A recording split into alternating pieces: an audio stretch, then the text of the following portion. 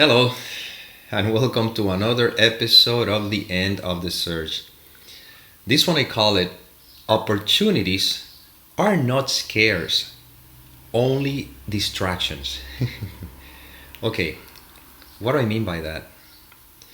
We tend to look at opportunities as something amazing. Oh, that's an opportunity. I don't want to miss that opportunity.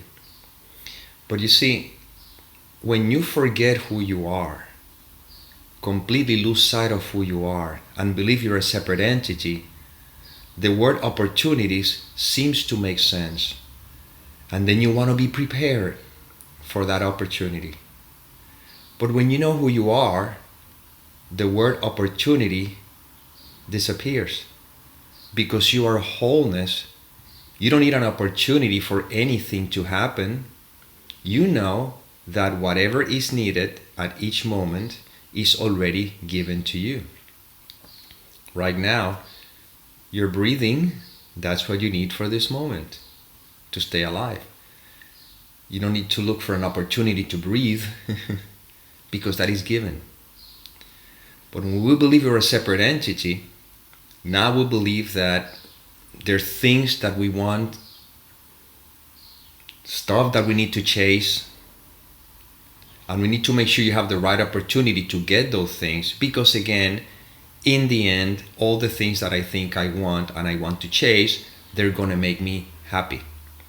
Overlooking the fact that happiness is what I am. So let's look at this analogy.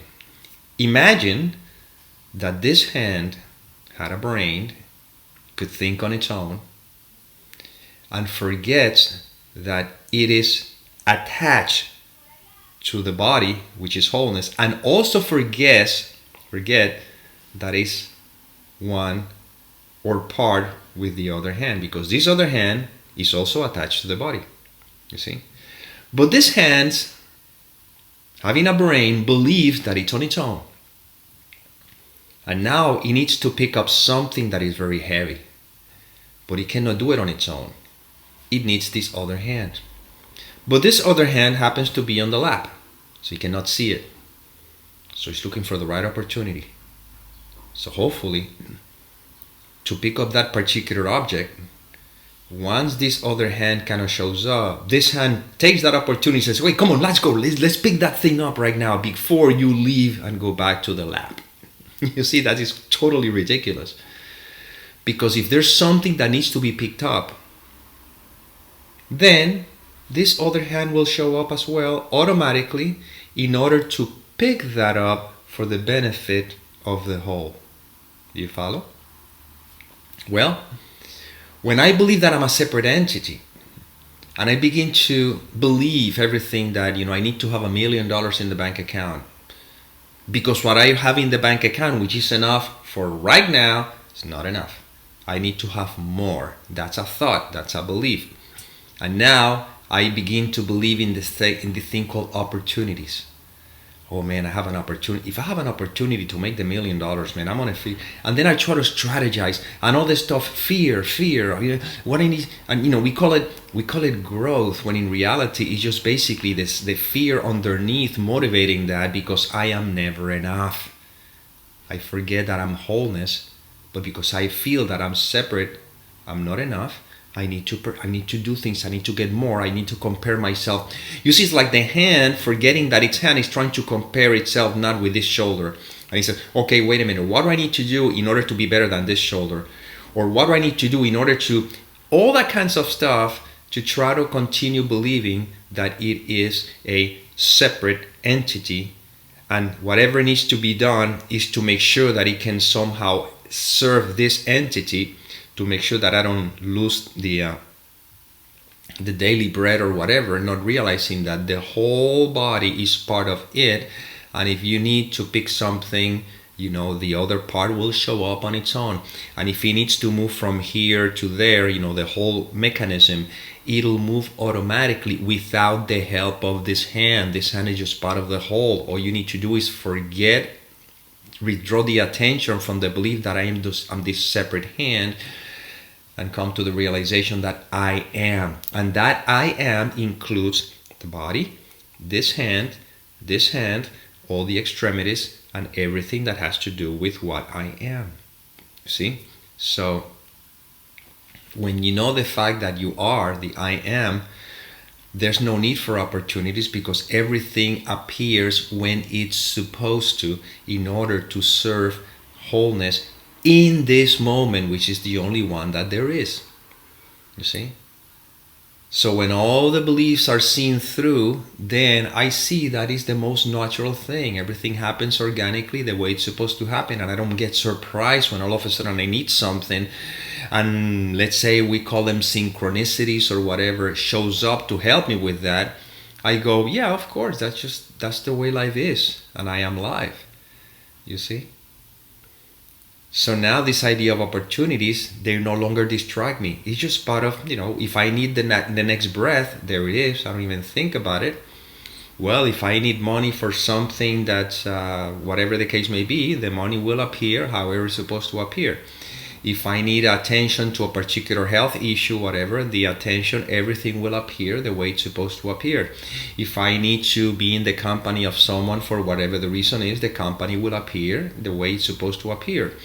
But if I want company to fulfill, or should I say to fill in a need, a void, so to speak, which is, again, the belief that I am this hand or this hand, separate from wholeness, that's when we get into trouble.